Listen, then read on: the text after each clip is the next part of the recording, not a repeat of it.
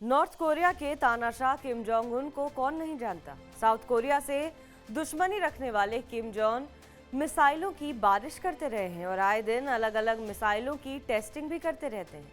तो चलिए आज इस वीडियो में हम जानने की कोशिश करेंगे कि आखिर किम जोंग उन के देश को इतने हथियार मिलते कहां से हैं और ये हथियार कितने बनाता है, कितने हथियारों का निर्यात करता है।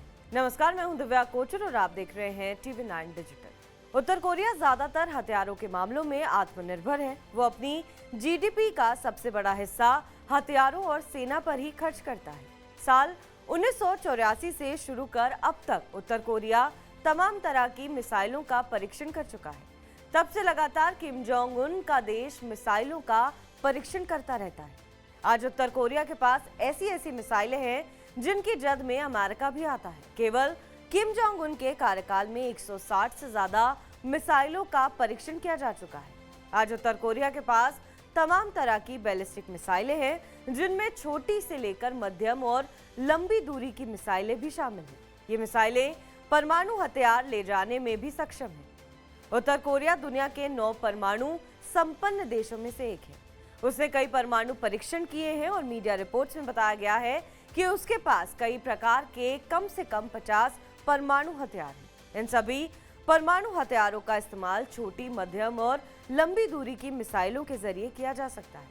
इसके अलावा उत्तर कोरिया ने पिछले कुछ सालों में हाइपरसोनिक मिसाइलों का भी विकास कर लिया है, जो आवाज की गति से भी 5 गुना से अधिक तेजी से जाकर निशाना साधते हैं और मिसाइल डिफेंस सिस्टम को चकमा देने में भी सक्षम है। इसके अलावा तमाम तरह के अन्य सैन्य हथियार और वाहन भी उत्तर कोरिया बनाता है। जरूरत पड़ने पर रूस, ईरान जैसे करीबी देशों से हथियार आयात करता है।